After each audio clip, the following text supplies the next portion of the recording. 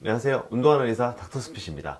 많은 혈당 다이어트 관련된 컨텐츠를 만드시는 크리에이터 분들 중에서 뭐뭐 먹었더니 혈당이 이렇게 뛰었어요 라는 류의 컨텐츠들 한 번쯤은 본 적 있으시죠? 저도 호기심에 한번 사서 써봤지만은 금방 떼고서는 다시는 안 쓰고 있어요. 혈당 다이어트 관련 이야기를 하시는 분들은 결국에는 탄수화물을 많이 먹지 마라, 특정식품 먹지 마라 이런 쪽으로 귀결을 하더라고요. 그렇게 해서 저탄고지 케톤식을 지향하시거나 조금 더 건강한 탄수화물을 먹어라 쪽으로 가시고는 하죠. 그런데 크리에이터 분들은 그럴 의도가 없었겠지만 이걸 받아들이는 시청자 입장에서는 이런 컨텐츠들을 보고 결국 특정 음식, 특정 식품군은 이걸 먹으면 내 건강을 해칠 수가 있구나 라는 식의 그런 메시지를 받을 수밖에 없어요. 그래서 저는 이런 현상들은 별로 바람직하지 않다고 봅니다. 하나 알아야 될 건 분명히 탄수화물도 3대 필수 영양소 중 하나이고 미국도 우리나라도 영양 지침에서는 하루에 탄수화물은 100g 가량은 먹어줘야 한다 라고 분명히 명시를 하고 있다는 거예요. 혈당이 오르는 걸 감지하고 이거를 낮추는 호르몬인 인슐린이 분비가 되지 않는 게 1형 당뇨병이고요.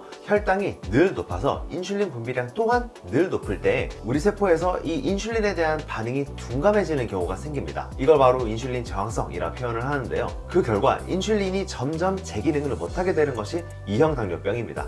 양치기소년 우화를 생각해보면 이해가 빠를 거예요. 그리고 당뇨병은 당이 높다라는 병이 아니라 당이 잘 조절되지 않는다라는 병입니다. 올라간 혈당을 떨어뜨리기가 쉽지 않고 또 내려간 혈당을 올리기가 쉽지 않은 현상, 그것이 바로 당뇨병의 본질이에요. 그래서 당뇨 환자에게 가장 위험한 상황은 고혈당보다는 저혈당이라는 말이 있을 정도죠. 하지만 당뇨를 앓고 있지 않은 건강한 사람들에게는 이런 현상이 좀 덜합니다. 건강한 사람과 당뇨병을 앓고 있는 사람이 동일한 양의 탄수화물을 먹었을 때 이 혈당의 변화폭이 다르게 나타난다는 거예요. 혈당이 높으면 떨어뜨리려는 메커니즘이, 낮으면 올리려는 메커니즘이 굉장히 잘 작동하고 있기 때문이고, 이런 분들에게는 쉬이 얘기하는 혈당 스파이크라는 것이 일어나지 않습니다. 근데 저는 이 혈당 스파이크라는 말도 제가 내과 수련을 받고 전문의 시험 공부하던 시절에는 아예 오피셜하게 있지도 않은 단어였어요. 이 단어의 존재 자체가 탄수화물에 대한 거부감을 고취시키고 또 인슐린에 대한 막연한 공포감을 일으킨단 말이죠. 이러한 제 주장에 더 힘을 실어주는 것이 비만학회에서 성명서를 냈는데요.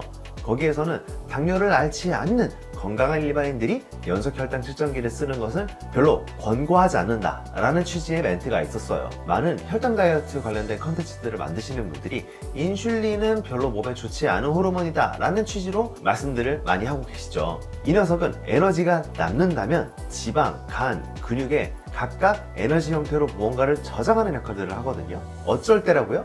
에너지가 남으면요. 에너지가 남으면 지방, 간, 근육 등에 무언가를 저장하려고 하는 패턴이 더 우세해지게 되어요. 여기서 인체의 신비이자 중요한 원칙이 하나 나옵니다. 결국 체중이 늘고 줄고는 에너지 밸런스가 큰 영향을 미친다 라는 것이죠. 혈당, 인슐린 이런 것들이 물론 중요한 역할을 하기도 하지만은 이런 것들은 부차적인 요소이지 메인 요소는 아니라는 것이죠. 당뇨의 위험성이 상대적으로 낮은 건강한 분들이 불필요하게 이런 연속 혈당 측정기가 제공하는 정보 때문에 특정 음식을 피하고 또 특정 음식에 포비아를 느끼는 이런 현상은 좀 바람직하지 않다고 저는 생각을 합니다. 혈당 다이어트를 하시는 분들이 주장하는 이런 거 먹지 말고 대체 식품을 드세요 라던가 먹는 순서 바꾸세요, 먹는 타이밍 이렇게 하세요, 식사 후에는 꼭 움직이세요 라던가, 당연히 건강을 위해서 지키면 좋은 것들은 맞지만 너무 지나치게 여기에 매몰될 필요성은 저는 떨어진다고 생각을 해요. 물론 건강한 삶을 지향하기 위해서 이거를 잘 지키는 것은 중요하긴 하겠지만요. 저는 가장 중요한 것이 내가 섭취하는 에너지의 총량을 고려를 하고 탄단지 구성을 어떻게 가져가는지 결정한다 라는 요소들이 저희처럼 운동을 주체적으로 하시는 분들한테는 우선순위가 굉장히 높아야 된다 라고 생각을 해요. 전 가장 중요한 것이 하루에 내가 섭취할 에너지 총량을 고려를 하고 또 탄단지를 내 상황에 맞게 조절해서 먹는 것이 우선순위가 높다고 생각을 합니다. 혈당 다이어트 하시는 분들이 주장을 하는 과당과 지방이 좀 지나치게 많은 식품은 조금 피하는 것이 좋다라고 하는 것도 동의를 하고요. 드시고 싶은 게 있으면 뭐든 드셔도 됩니다. 다만 이 음식이 차지하고 있는 에너지 양이나 탄단지 구성이 어떻게 되는지를 잘 알고 이거를 내 상황에 맞게 양을 조절해서 먹는 게 정말 중요해요.